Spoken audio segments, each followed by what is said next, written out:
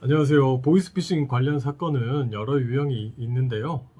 그 중에서도 소위 말하는 현금 인출책, 보통 사기 방조 혐의가 적용되는 사건인데요. 이 사건들도 유형이 꽤나 빈번합니다. 그 중에 대표적인 그 보이스피싱 사기 방조 현금 인출책 사건 대표적인 유형은 전통적으로는 뭐 대출을 받게 해주겠다. 자기네들은 대출 관련 업체인데 당신이 지금 뭐 신용도도 낮고 거래 실적도 없기 때문에 우리가 그 당신 계좌번호를 알려주면 우리 이름으로 회사 이름으로 돈을 보내줄 테니까 그래서 거래 실적을 만든 다음에 그 돈은 뭐 기록이 남으면 안 되기 때문에 당신이 현금으로 빼서 기다리고 있으면 우리가 직원을 보낼 테니까 그걸 다시 전달해 달라라고 하는 유형이 일반적이었죠. 그런데 이제 이런 보이스피싱 사기 방조도 점차 뭐 이렇게 단속이 많이 이뤄지고 처벌이 되다 보니까 요즘엔 또 신종 유형들이 많이 등장했습니다. 최근에 좀 기억나는 유형으로는 자기네들은 뭐 해외 구매 대행 사업을 하고 있는데 알바를 모집하고 있다. 그러니까 이게 자기네들은 지금 뭐 중국이나 어디 있는데 한류 열풍이 뜨겁다 보니까 한국 물품에 대한 수요가 많다. 그리고 특히 명품에 대한 수요가 많다라고 하면서 한국에 있는 사람이 그 매장에서 뭔가 명품들을 사다가 주면 그에 대해서 수수료도 주고 뭐 알바비를 지급하겠다. 이런 형태 또는 이게 입금을 할 테니까 뭐 사가지고 상품권을 사서 상품권 핀 번호를 보내달라. 이런 경우가 좀 일반적인 방식이었는데요. 최근에는 새로 이렇게 늘어난 유형들을 살펴보면 여기서 한 단계 좀 발전을 해가지고요. 이런 식이 있어요.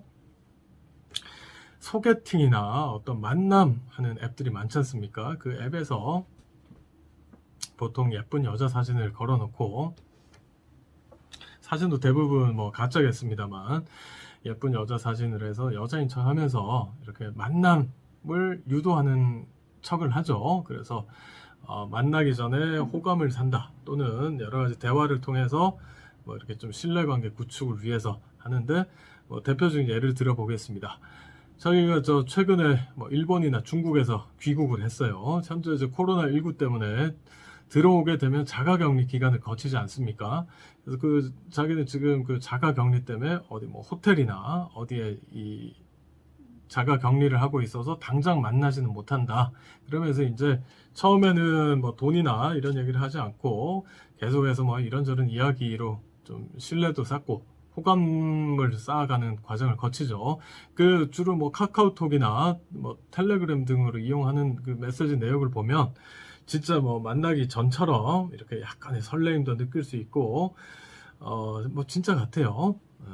근데 그렇게 하다가 이제 어느 날 조금 친해졌을 때, 뭐 코로나 격리가 끝나면 곧 만날 것처럼 계속 이렇게 기대를 품게 한 다음에, 조만간 이제 이런 얘기를 꺼내게 됩니다. 자기가 원래는 뭐 이렇게 인터넷 방송을 하면서 소위 말하면 뭐 아프리카 TV처럼 별풍선, 그거 이제 환전을 받아야 되지 않습니까?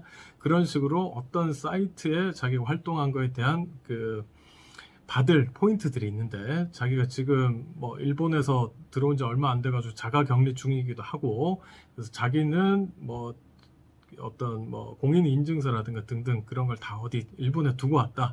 그래서 대신 좀 환급 받아줄 수 있겠느냐 이런 부탁을 하게 됩니다. 그러면 뭐 상대방 입장에서는 이렇게 호의를 베풀어서 큰일 아니라고 생각하기 때문에 그럼 뭐 환전 받아줘서 점수나 좀 쌓자 이런 생각을 하게 되겠죠. 그렇게 해서 뭐 어떤 사이트를 알려주고 거기에 가입을 해가지고 뭐 어떻게 하면은 환전 받을 수 있다라고 속입니다. 그런데 그 가입을 해서 하다가 보면은 뭐 개인 돈도 얼마를 입금하라고 하는데 그걸 입금해도 진행이 될 리가 없죠. 왜냐면 다 가짜니까요.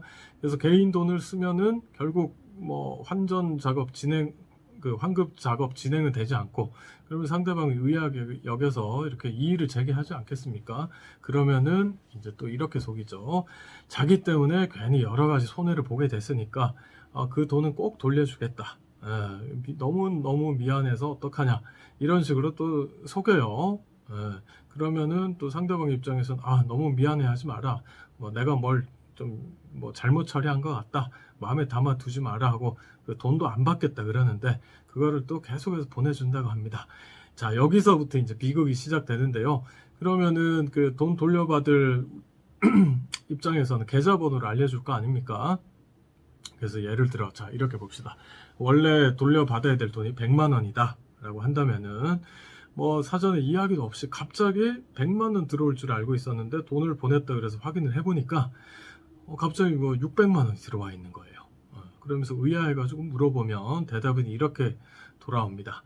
아, 여기 사실은 내가 지금 여기 현금도 없고 해서 한데 정말 수고스럽겠지만 100만 원은 당신이 쓴 돈이니까 그대로 가져가시고 나머지를 뭐 상품권을 사거나 아니면은 그 뭐 이런 게임 쿠폰 같은 거 있잖아요.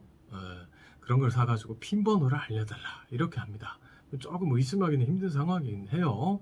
뭐 계속해서 부탁하고 그리고 게임 뭐 쿠폰 같은 거를 사달라고 하는 경우에 있어서는 그 전부터 계속해서 자기는 무슨 게임을 하고 있다. 그리고 지금 특히 자가격리 기간 동안에는 계속해서 무슨 게임을 하고 있다 이야기를 계속해서 흘려놓습니다.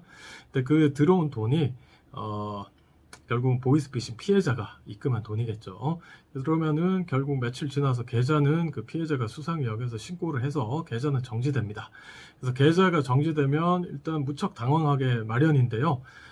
계좌 정지가 왜 됐느냐고 따져서 물으면은 뭔가 이게 실수가 있는 것 같다 라고 하면서 여기서 크게 두 가지 유형이 나눠져요. 첫 번째 유형은 일단 이게 자꾸 내가 요청하는 대로 처리를 안 해주니까 내가 홧김에 이거 내가 신고를 해가지고 지금 정지된 거다. 그래서 나머지 그 들어간 돈 빨리 상품권 내가 요청한 대로 처리해주면 바로 내가 그 계좌 정지된 거 풀어주겠다 이렇게 하는 거죠. 이런 유형도 있고요. 아니면 여기서 한 발자국 더 나가면 이런 유형도 있습니다. 심지어 이거 무슨 전산 오류가 있고 뭐 이런데 내가 알아보니까 이거는 즉시 해결하려면 뭐 기술적인 어떤 뭐 테크닉이 필요하기 때문에 그 수수료로 한 300만 원 든다. 그러니까 지금 빨리 300만 원 보내라. 그러면 해결해 주겠다. 이렇게 하는 거죠. 그러니까 뭐 보이스피싱의 피해자들로부터 돈을 받는 창구를 악용한 거로 그치지 않고 오히려 나아가서 더 이제 돈을 뜯어내려고 하는 거죠. 이런 신종 유형들이 있으니까 특히 조심하시기 바랍니다. 그리고 전자금융거래법 위반이랑은 조금 다르게 이렇게 사기 방조 혐의로 보이스피싱 공범으로 몰리면은 사실 무혐의나 무죄 받는 확률이 일반적으로 조금 더 떨어져요. 특히 미필적 고의 인정이 어떻게 될 것이냐 하는 것이 관건으로 작용할 텐데요. 그 통상의 거래 관념이나 일반적이었으면 이 정도면 의심을 해야 마땅하지 않느냐 싶은 그런 정황들이 있어야 가능하니까요. 가급적이면 이렇게 억울하게 자기도 모르는 사이에 보이스피싱 범죄의 도구로 연루되는 일이 없도록 절대 조심해야 되겠습니다.